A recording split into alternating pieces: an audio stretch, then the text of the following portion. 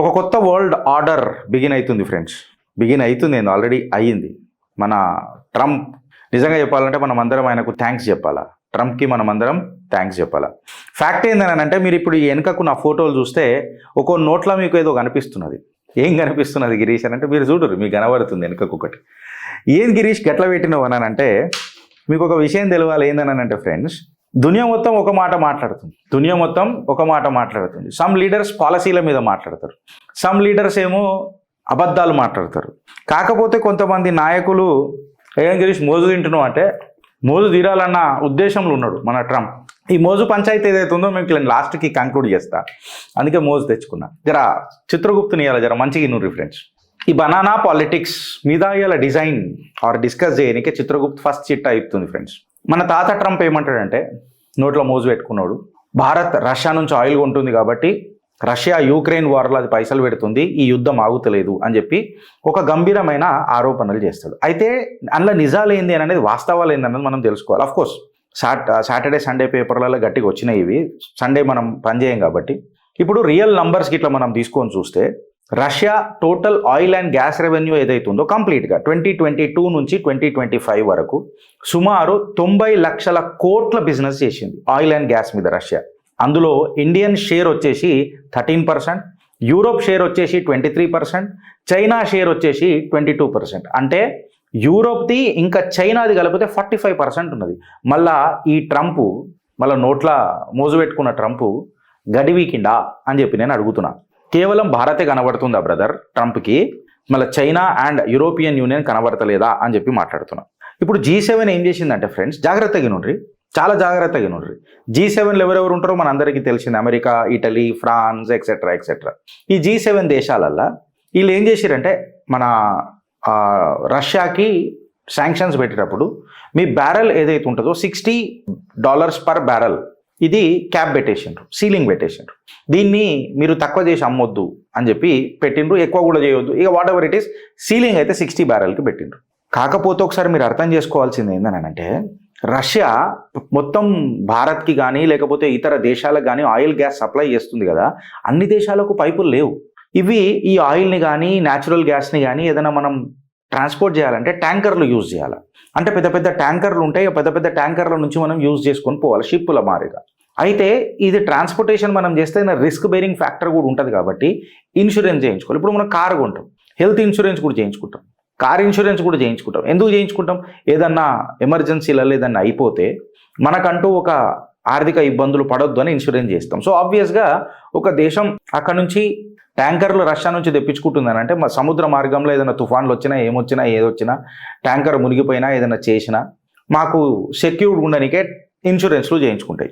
ఇప్పుడు నేను చెప్పేది ఇంత ఊరిచ్చి ఎందుకు చెప్తున్నానంటే పిన్ టు పిన్ అండి, ఇది పిన్ టు పిన్ అని భారత్ మీద ఎంత పెద్ద కుట్ర జరుగుతుందో. ఈ ట్యాంకర్లు ఈ ఇన్సూరెన్స్ కంపెనీలు కంప్లీట్గా ఈ G7 దేశాలే. మీకు అర్థమవుతుందా? ఫస్ట్ 45% మన యూరోపు ఇంకా చైనా కలిపి ఆయిల్ అండ్ గ్యాస్ కొంటున్నాయి. సెకండ్ ఏందనంటే ఈ G7 ట్యాంకర్లు ఏవైతున్నాయో ఈ ట్యాంకర్లు ఇంకా ఇన్సూరెన్స్ కంపెనీలు ఏవైతే ఇన్సూర్ చేస్తున్నాయి చూడు ఈ ఆయిల్ని తీసుకోపోయే మార్గంలో, ఇవి కంప్లీట్గా G7 దేశాలకు చెందినాయి. ఇప్పుడు భారత్ ఏదైతే రష్యా దగ్గర ఆయిల్ కొంటుంది చూడు 100% లీగల్గా ఉంటుంది, 100%గా లీగల్గా ఉంటుంది. ఇప్పుడు ఏమైందనంటే ఈ డేటాని మొత్తము మన ప్రపంచ దేశాలలో ఉన్న డిప్లొమాట్స్కి అందరికీ పంపించడం మొదలెట్టింది. అవును, నువ్వు భారత్ని బద్నాం చేస్తావా? భారత్ని బద్నాం చేస్తే మేము ట్రంప్ని చేయమా? ఎందుకంటే నీ న్యూక్లియర్ రియాక్టర్లలో ఏ ఫర్టిలైజర్లు వాడుతున్నారు రా అని అంటే ఐ డోంట్ నో అని చెప్పి మాట్లాడే ఒక పిచ్చి ప్రెసిడెంట్కి మనం ఏమని సమాధానం చెప్తామన్నానంటే ప్రపంచ స్థాయిలో పిచ్చోడు అని చెప్పి తెలియజేయాలన్నా వద్దా? మీ కామెంట్ రూపంలో చెప్పు ఫ్రెండ్స్. మీ కామెంట్ వచ్చే కంటే ముందు అజిత్ దోవల్ ఆల్రెడీ మన James Bond of India Ajit Doval గారు ఆల్రెడీ రష్యాలో అడుగు పెట్టేసిండ్రు, మాట్లాడుతుండ్రు.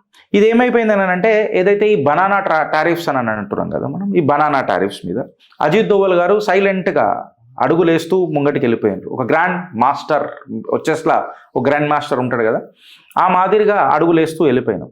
పెద్ద పెద్ద సెల్ఫీలు ఉండయి, నిజంగా చెప్పాలనంటే ఓ పెద్దగా ఆరబాటాలు ఏముండయి, కేవలం బ్యాక్డోర్ మీటింగ్స్ ఉంటాయి, ఆయిల్ కారిడార్ల మీద చర్చలు జరుగుతాయి, డిఫెన్స్ లింకేజెస్ మీద సంతకాలు అవుతాయి, బ్రిక్స్ అండ్ ఇంటెలిజెన్స్ సింక్ ఎట్లా తీసుకోపోదాం అండ్ బ్రిక్స్ దేశాలను ముంగటికి ఎట్లా తీసుకోపోదాం అనే తత్వమే ఉంటుంది. ఇవాళ భారత్ మన గర్వపడే భారత్ ప్రపంచ దేశంలోనే గ్లోబల్ సౌత్లో ఎస్పెషలీ ఒక గట్టి దేశంగా, నిజంగా చెప్పాలని అంటే ఒక ఇంపార్టెంట్ దేశంగా సిమెంటింగ్ స్ట్రక్చర్ కట్టుకుంటుంది ఫ్రెండ్స్. ఈ సిమెంటింగ్ స్ట్రక్చరే రేపటికి ఒక కొత్త వరల్డ్ ఆర్డర్ క్రియేట్ చేస్తుంది. రాసి పెట్టుకోర్రి, భవిష్యవాణి చెప్పడానికి ప్రయత్నం చేస్తున్నా. అదే భారత్, రష్యా అండ్ చైనా. ఇక్కడ ఆశ్చర్యచకితమైన విషయం ఏంటనంటే ఇవాళ చైనా కూడా మనకు సపోర్ట్ చేస్తుంది ఫ్రెండ్స్. అలాస్కాల దోవల్ గారు పోయి పుతిన్ గారిని కలిసిండ్రు. పుతిన్ గారు ఆగస్టు 15, 2025 నాడు అలాస్కాల అమెరికన్ ప్రెసిడెంట్ డొనాల్డ్ ట్రంప్ను కలుస్తున్నాడు. ఆగస్టు 15 ఎందుకు చూస్ చేసిండ్రు? అది మన స్వతంత్ర దినోత్సవం కదా, భారత్కి ఏమన్నా మెసేజ్ ఇస్తున్నాడా, ఎక్సెట్రా ఎక్సెట్రా అని అంటే దీన్ని ఒక గ్రేట్ ఈగో పరేడ్ లాగా రాజకీయ నిపుణులు భావిస్తున్నారు. ఎందుకనంటే ట్రంప్ ఈగో దించాలనంటే ధీటైన మొగోడు పుతిన్ అని పలుమార్లు ప్రూవ్ అయింది ఇప్పటిదాకా. దాని తర్వాత ఏం బిక్కుటో పిక్కోపో అని చెప్పి మోదీ గారు కూడా ఈ మధ్య, ఇద్దరు మంచి దోస్తులే, మళ్ళీ కాదని అంటలే నేను, మై డియర్ ఫ్రెండ్ మోదీ అని చెప్పి ఆయన మాట్లాడతాడు, ఈయన కూడా మిస్టర్ ప్రెసిడెంట్ అని చెప్పి మాట్లాడతాడు, లేదా డొనాల్డ్ అని చెప్పి మాట్లాడతాడు. హైలైట్ ఏంటంటే మళ్ళీ ఈ అలాస్కాలో జరిగే మీటింగ్, ఇండిపెండెన్స్ డే రోజు జరిగే మీటింగ్, ఇది పెద్ద కోఇన్సిడెన్స్ ఏం కాదు ఫ్రెండ్స్. మనం పెద్దగా ఆలోచించాల్సిన విషయం ఏం కాదు. ఎందుకంటే ఏదైతే అలాస్కాలో ఇలా మీటింగ్ జరుగుతుంది కదా, ఒకప్పుడు ఇది రష్యన్ భూమి. ఇది $7.2 బిలియన్, $7.7 బిలియన్ రష్యా అమెరికాకు అమ్మింది వెనకటికి. ఇది అమెరికన్ భూభాగమే కాదు. సో రష్యన్ భూభాగంలకు రష్యన్ ప్రెసిడెంట్ మళ్ళొకసారి అడుగు పెడుతున్నాడు అనంటే సంకేతాలు ఏముంటాయో ఒకసారి మీరు అర్థం చేసుకోండి. ఆగస్టు 15 పెద్ద చర్చ. ఎందుకనంటే ఇక్కడ ట్రేడ్ డీల్స్ అయితే వచ్చు, ల్యాండ్ డీల్స్ అయితే వచ్చు, కాకపోతే ఫ్రీడమ్స్ని ఆర్ మన ట్రేడ్ ఫ్రీడమ్ అనేది ఎప్పుడు పుతిన్ చేయడు, మోదీ చేయడు. ఇది మీరు గుర్తుపెట్టుకోండి. ఇవాళ ట్రంప్ ఏమనుకుంటున్నాడంటే ప్రపంచ స్థాయిలో నేను ఒక గ్లోబల్ ఫిక్సర్ లెక్క భావిస్తున్నాడు. కాకపోతే నువ్వు కొట్టలేవు సిక్సర్, ఇది గుర్తుపెట్టుకో ట్రంప్ అని చెప్పి ప్రపంచ దేశాల విశ్లేషకారులు కూడా మాట్లాడుతున్నారు. కాకపోతే ఖచ్చితంగా ట్రంప్కి ఒక అవకాశం తగులుతుంది. ఎందుకంటే పుతిన్ ఆడ పక్కకు కూర్చొని ఒక కన్ను కొడతాడు, ఆంక్ మారే ఏ లడక ఆంక్ మారే అని చెప్పి. ప్రపంచం మొత్తం సిటీ బజాయ్ అని చెప్పి పాట పడుతుంది, మీరు చూడండి ఫ్రెండ్స్. ఇన్ఫ్యాక్ట్ ఏందనంటే ఫన్ ఫ్యాక్ట్ ఏందనంటే ట్రంప్ ఇంకా పుతిన్ ఇప్పటికీ ఒక 5 సార్లు పర్సనల్గా కలిసిండ్రు. ఒక 20 కంటే ఎక్కువ సార్లు ఫోన్లలో కూడా మాట్లాడుకున్నారు. కాకపోతే ప్రతిసారి ట్రంప్ టర్మ్స్ అండ్ కండిషన్స్కి పుతిన్ లొంగలే. ఇంటవా సస్తా పిక్తే విక్ చల్ నాడు పక్కకు జర అని చెప్పి ట్రంప్ ఉల్టా హాత్ పచ్చకడ్లు కొట్టిండు. ఇంకొక యాక్ట్ ఏమన్నా ఉంటుందంటే ఈ బనానా టారిఫ్ మెలో డ్రామా నడుస్తున్నది మొత్తం యుఎస్లో. ఎందుకు అని అంటే నువ్వేమో ఇండియాని రష్యాకు ఫండ్ చేస్తున్నావు, మీరు అదిగోని ఇదిగోని అని చెప్తున్నావు, ప్లస్ మీ రష్యన్ డ్రోన్లల్లో మేడ్ ఇన్ ఇండియా అని చెప్పి కనిపిస్తున్నాయి అంటే మన టెక్సాస్ పార్ట్స్ కూడా కనిపించినాయి ఆడ ఆ డ్రోన్లలో. మళ్ళీ దాని మీద ఎవరు చర్చ చేయడు, కేవలం భారత్ని బద్నాం చేసుడు తప్ప నా కొడుకులది. అయితే ఈ బనానా టారిఫ్ ఏందని అంటే మళ్ళీ 10% టారిఫ్ ఆన్ బనానాలు పెట్టిండ్రు. నేనేమంటున్నా, ట్రంప్ నువ్వు గోల్డెన్ భూమి వేసి బంగారం వేసి పండించిన యోగి బనానాను, American loves bananas right, Americans love bananas. So నేనేమంటున్నా, నువ్వు ఇది అమెరికా గ్రేట్ అగైన్ అని చెప్పి బనానాలు నీ భూమి మీద పండియగలుగుతావా? నేను అందుకే నీ నోట్ల మోజు పెట్టిన, పొద్దున నీ నోట్ల మోజు పెట్టిన. నేనేమంటున్నా ఫ్రెండ్స్ అని అంటే అమెరికన్ లవ్స్ బనానాస్ అండ్ మనకు కూడా అందరికీ బనానా ఇష్టం. ఒక బయట తీసుకున్నాగా మాట్లాడతా. ఇంకొక విషయం ఏంటంటే కాక నువ్వు ఏం టారిఫ్ పెడతావే? నువ్వు బనానాలు పండియలేవు, నువ్వు టారిఫ్ పెట్టలేవు.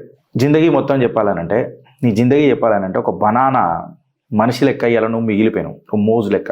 ఇన్ఫ్యాక్ట్ మోజు మేము తింటున్నాం, అందులో ఉన్న పౌష్టికాహారం ఏదైతుందో మేము తింటున్నాం. నీకు ఆఖరికి ఏదైనా మిగిలింది అని అంటే నిజంగా చెప్పాలనంటే ఇగో గీ తొక్క ఉంది చూడు, గీ తొక్క. రేపు ఆగస్టు 15కి జరిగే మీటింగ్లో అలాస్కాల నిన్ను పుతిన్ ఇగో ఈ తొక్క చీలుస్తాడు ఇట్లా. ట్రంప్ ఇది నువ్వు యాద పెట్టుకో. ఆబ్వియస్గా విటమిన్ ఏదైతుందో బ్రిక్స్ దేశాలు బైట్ చేస్తాయి, రిచ్ ఇన్ న్యూట్రిషన్. తొక్క లెక్క నువ్వు మిగిలిపోతావు. అందుకే నేను ఈ బనానా తీసుకొని వచ్చిన. అమెరికా ఈ మధ్య బాగా భయపడుతుంది ఫ్రెండ్స్. ఎందుకంటే భారత్ ఒక గ్లోబల్ యాక్సెస్లో పైవటల్ పాయింట్ అయింది. కంప్లీట్గా వరల్డ్ ఆర్డర్ కూడా భారత్, రష్యా, చైనా వైపు చూస్తున్నది, గ్లోబల్ సౌత్ వైపు. ఎందుకంటే ఈ 3 దేశాలే ఇలా ఆయిల్ని కంట్రోల్ చేస్తున్నాయి. ఈ 3 దేశాలే వెస్టర్న్ ఇన్సూరెన్స్ని ఇంకా ట్యాంకర్ మోనోపోలీని కూడా ఇక రాను కంట్రోల్ చేస్తాయి. ట్రేడ్ కూడా కంప్లీట్గా ఇవి డాలర్ని కాదని లోకల్ కరెన్సీలలో చేసుడు మొదలెట్టినాయి. ఇన్ఫ్యాక్ట్ మొన్న మీరు ఫ్రైడే రోజు ఒక స్టేట్మెంట్ వింటే నెతాన్యూ కూడా మోదీ గారికి నేను ఒక సజెషన్ ఇస్తున్నా, ఈ పిచ్చి ట్రంప్ని ఎట్లా హ్యాండిల్ చేయాలో నన్ను అడుగు, నేను చెప్తా, ఈ పిచ్చోడిని ఎట్లా చేయాలో చెప్తా నేను మోదీజీ, ఎందుకు ఈ అవలగాంతో పెట్టుకుంటావు, టైం బర్బాద్ అని చెప్తున్నాడు. సో నెతాన్యూ పాజిటివ్గానే తీసుకుందాం, ఎందుకంటే ట్రస్టెడ్ ఫ్రెండే కదా మనకు.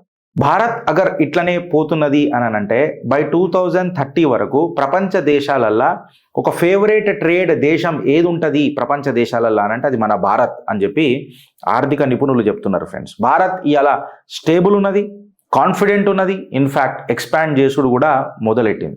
ఇప్పుడు ఏదైతే అలాస్కాలో స్టే చేసిరు కదా, భారత్ ట్రంప్ ఆటలల్లా అసలే లేదు. ఇన్ఫ్యాక్ట్ చెప్పాలనంటే హౌలాడైపోయిండు మన ట్రంప్, పిచ్చోడైపోయిండు మన ట్రంప్.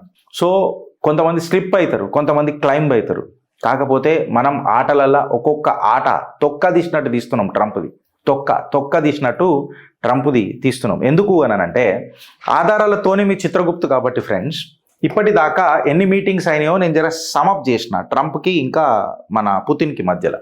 జూన్ 2007లో 2017లో వీళ్ళిద్దరు కలిసిండ్రు. G20 ఇంకా హాంబూర్గ్ మీటింగ్ టైప్ ఇది.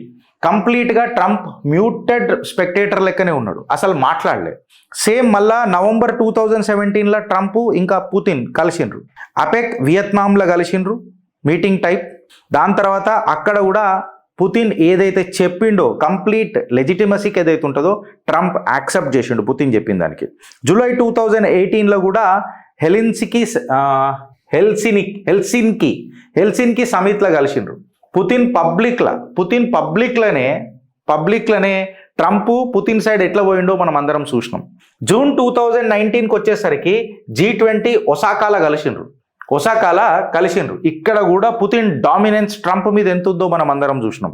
ఫిబ్రవరి 2025లో కూడా ఫోన్ కాల్ వచ్చింది, ట్రంప్ పుతిన్కి చేసిండు. పుతిన్ చాలా డిప్లొమాటిక్గా మాట్లాడి సొల్యూషన్ ఓరియంటెడ్ మాట్లాడి ఉల్టా హాత్ పచ్చకడ కొట్టేసిండు. దాని తర్వాత మళ్ళా ఫెబ్ 2025లో సౌదీ సుమిత్లో కూడా పుతిన్ ఇంకా ట్రంప్ ఫోన్లలో మాట్లాడుకున్నారు. పుతిన్ యొక్క నెగోషియేటింగ్ స్ట్రేచర్కి ట్రంప్ డామినేట్ చేయలేకపోయింది అప్పుడు కూడా. ఆగస్ట్, ఇన్ఫ్యాక్ట్ జూలైలో కూడా మనం తీసుకుంటే, జూన్ ఆర్ జూలై 2025లో కూడా తీసుకుంటే ట్రంప్ ఒక మాట అన్నాడబ్బా. ఏమన్నాడు విన్నారా మీరు? My friend Putin talks nice but bombs in the night అని చెప్పిండు. అంటే ఫోన్లో ఒకటి మాట్లాడతాడు, చేసేది ఒకటి చేస్తాడు నా ఫ్రెండ్ పుతిన్ అని చెప్పిండు. అంటే నీ అవకాశం ఏంది అని చెప్పి ట్రంప్ని పరిచయం చేసిండు. ఆగస్టు 2025 ఏదైతే అలాస్కాల సుమిత్ జరుగుతుందో రాసి పెట్టుకోండి. ఇది పుతిన్కి ఒక ప్లాట్ఫామ్ షైన్ గానికే, ప్రపంచ దేశాలలో షైన్ గానికే, ప్రపంచ దేశాలకు ఒక సింబాలిక్ ఇంపాక్ట్ పరిచయం చేస్తుంది రష్యా. ఇన్ఫ్యాక్ట్ ప్రపంచ దేశాలకు ఒక పిచ్చోని కూడా పరిచయం చేస్తుంది రష్యా.